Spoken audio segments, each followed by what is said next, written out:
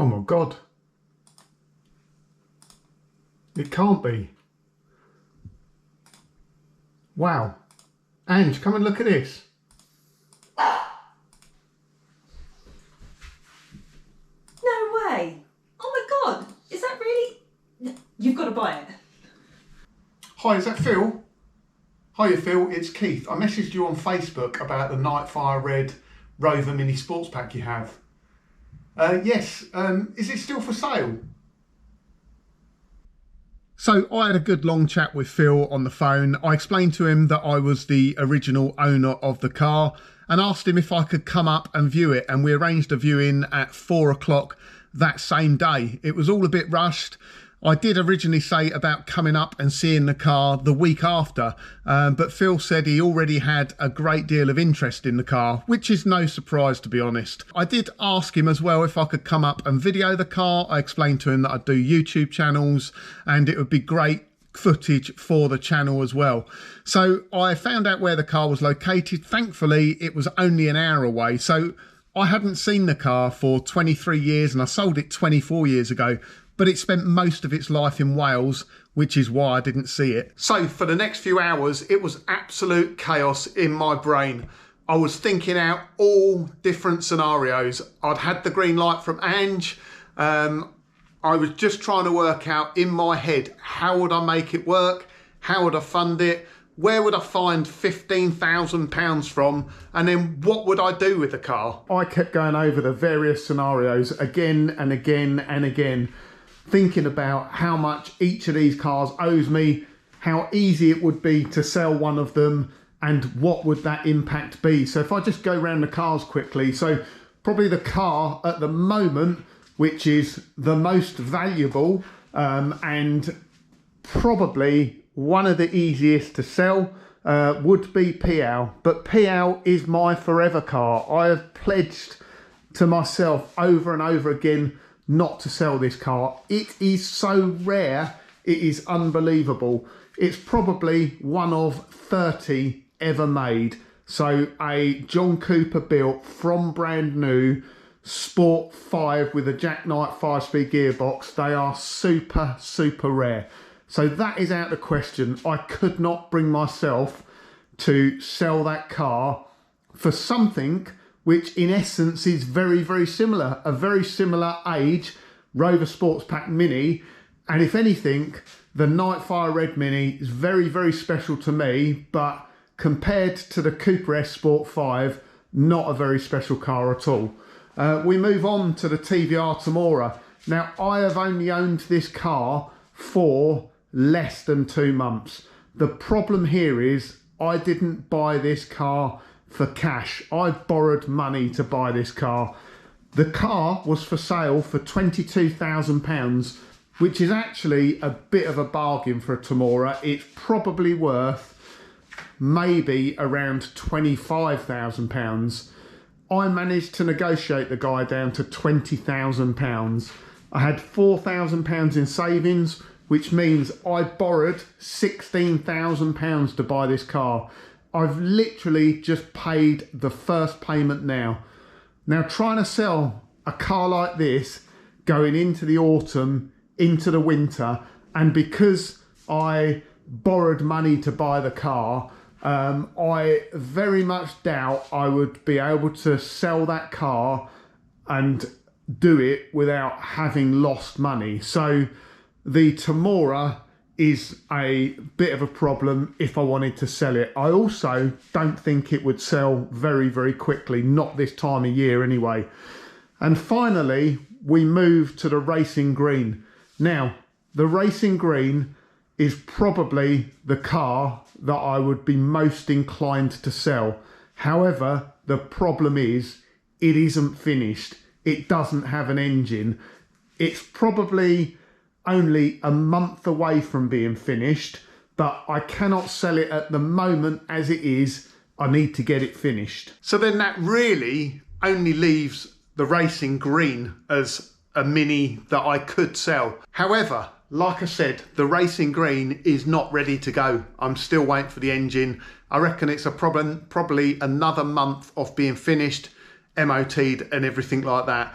I also have a financial problem with the Racing Green as well. Well, it's not a problem if I'm not thinking about selling it, but I have spent way too much money on that car. I will update in a future video and I'll go through it. But as of today, I have spent £10,000 restoring that car. And that is just on parts and consumables and having stuff done. Like I said, all the labour is my own. So could I sell the Racing Green? Yes, I could. So we had a plan. I'd go up there and view the car. It is so important to view Minis because they can look absolutely fantastic in photos and videos, but when you look up close, it can be something very, very different. And if it was genuinely as original and as good as it looked, I would be putting in an offer. What happened next caught me by surprise. It was a scenario I hadn't really thought about. As you know from the previous video, we both jumped in PL. We went around the M25 and I went to see the car. And it was absolutely amazing. My emotions were genuine. I was super, super pleased to see that car again and to see it in such fantastic condition after so many years. Within literally a few minutes of looking around the car, it was as good as it looked in the photos. And I spoke very briefly to Angie and we decided that we did want to buy the car back. However, this is where it kind of went wrong. This is a scenario I didn't really think about too hard. I just naturally assumed that the car had only just gone on sale and potentially might take a long time to sell. So I walked up to Phil. I told him what a fantastic car it was. And as I said to him, I've got a bit of a dilemma because I'm not quite ready to buy the car now, but I do want to buy the car. Unfortunately, Phil had already had at least one offer on the car, lots of interested parties and one firm offer on the car. So that put me in a difficult situation. Well, in fact, it didn't put me in a difficult situation at all. It was simple. I didn't have £15,000 in my back pocket.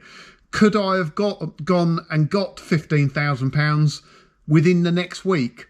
Maybe, but I'd have borrowed even more money and I had no guarantee that I'd be able to sell the Racing Green, the Timora or anything else.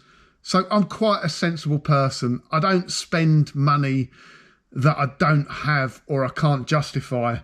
So that's it. Unfortunately, I didn't buy the car. The car has gone to someone else. Am I gutted?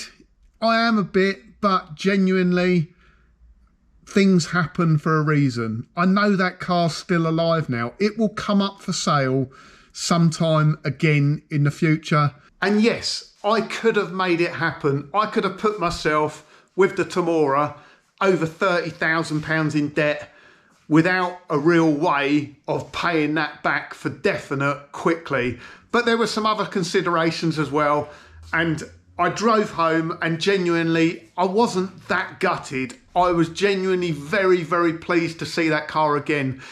And I've dreamt about that car. Over the years, I've had dreams about that car. My dream was always to find that car as a bit of a wreck. It would have been fantastic for the channel if I saw that car and it was a wreck and I could buy it for a few grand and restore it on the channel. Wow. What an amazing story that would have been. I'm quite a practical person, and with hindsight, looking back on it, would that have been the right car to buy? It would have been right for my heart, but as you know, this Mini is all about buying, restoring, and having fun with Minis. And that car didn't really want for anything. You know, I'd have maybe had a few good videos on the channel, but it's not something like the Racing Green or Project Sprout or Project Bruce or anything like that in the past. So from a practical perspective, it would have been a lovely car to have in my collection, but would it have made great viewing for you? I don't know. Let me know in the comments, because genuinely, I don't think it would have done. You know, I might have been able to do a few videos cleaning it and going to a few shows, but you know, I've got PL if I want to do that. hopefully you can understand my reasons. I'd just like to finish just by thanking you very much. I appreciate all your support. Please do continue to like, subscribe and share, and I'll be back tomorrow with an update on the Cooper S.